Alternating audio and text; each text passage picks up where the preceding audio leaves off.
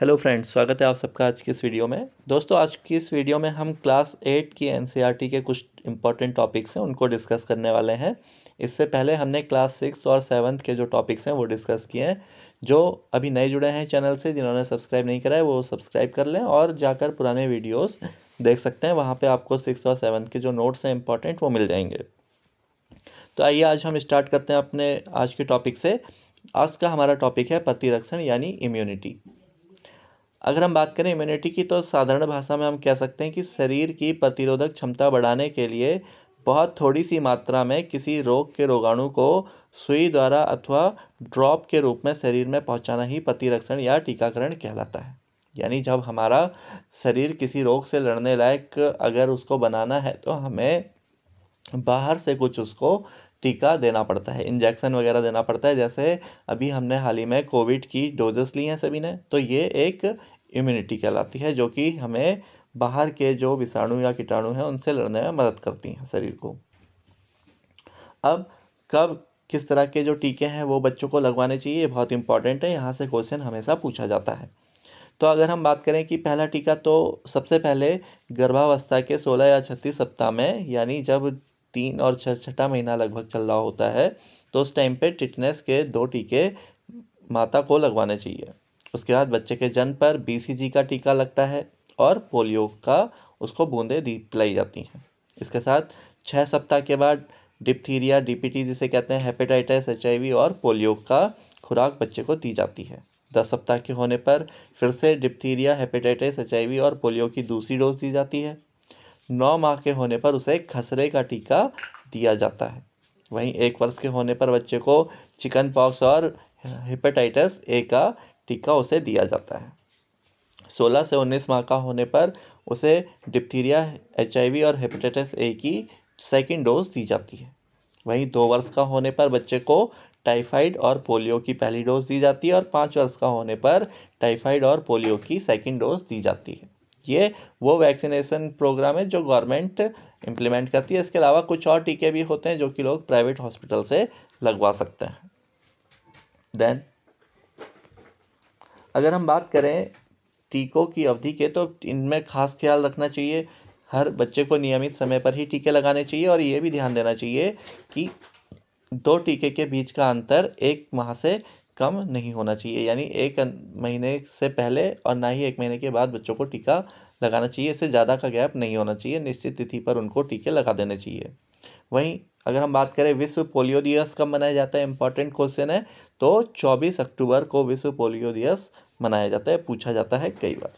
वहीं माँ का जो प्रारंभिक दूध, जिसे हम कोलेस्ट्रम भी कहते हैं, जो पीला एक गाढ़ा तरल होता है, वो बच्चे के लिए सबसे अच्छा इम्यूनिटी बूस्टर होता है। उससे बच्चे की प्रतिरोधी क्षमता बढ़ती है।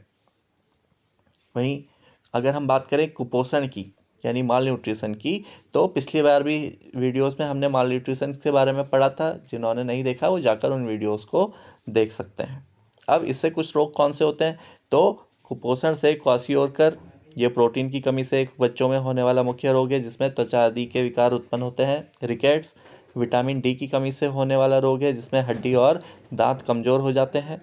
वहीं एनीमिया, ये खून की कमी से रोग बच्चों में हो जाता है या दूसरे बड़े वयस्कों में भी हो सकता है।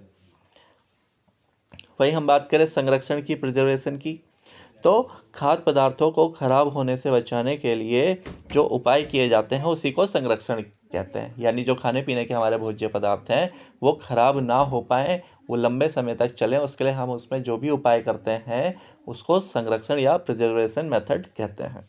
अब हम बात करते हैं कुछ प्रिजर्वेशन मेथड्स की।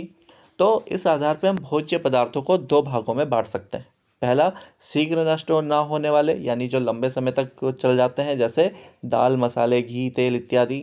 वहीं दूसरे तरह के होते हैं शीघ्र नष्ट होने वाले भोज्य पदार्थ, यानी जो बहुत जल्दी खराब हो जाते हैं, जैसे फल, सब्जी, मांस और अंडे। इन दोनों के ही संरक्षण करने के तरीके अलग हैं। कैसे? अगर हम शीघ्र नष्ट ना होने वाले पदार्थों के प्रिजर्वेशन की बात करें तो इसके लिए 3 विधियां अपनाई जाती हैं। पहला, घरेलू विधि। इसमें हम जो घरेलू हमारे पास चीज़ें होती हैं, जैसे लाल मिर्च है, नीम है, कपूर है इत्यादि से हम भोज्य पदार्थों को सुरक्षित रखते हैं। दूसरा, कीटनाशक दवाएं आती हैं, उन दवाइयों की मदद से हम कर सकते हैं।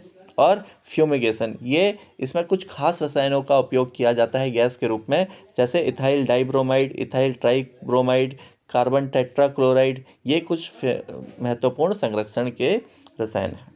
वहीं अगर शीघ्र नष्ट होने वाले पदार्थों की बात करें, इनका प्रिजर्वेशन कैसे किया जाएगा, तो इसके लिए कुछ विधियां होती हैं। जैसे पहले ठंडी विधि, इसमें हम जो भोज्य पदार्थ हैं उसको बहुत ही कम तापमान में रखते हैं, इसके लिए हम फ्रिज इत्यादि का उपयोग करते हैं।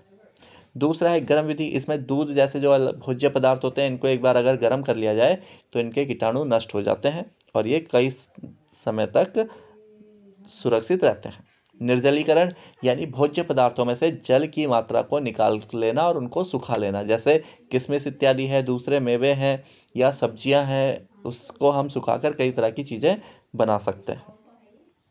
परिरक्षण विधि, ये भी प्रिजर्वेशन मेथड है। इसमें हम अलग अलग तरीके से करते हैं, जैसे भोज्य पदार्थों को चीनी के घोल में रख देना, या नमक या तेल में जैसे हम अचारों को रख देते हैं, या हिमीकरण, यानी बहुत ही लो पॉइंट पर डीप फ्रीजर में भोज्य पदार्थों को रखने से भी उनके जो कीटाणु या विषाणु है, बैक्टीरिया है, वो समाप्त हो जाते हैं और भोज्य पदार्थ एक लंबे समय तक चलता है।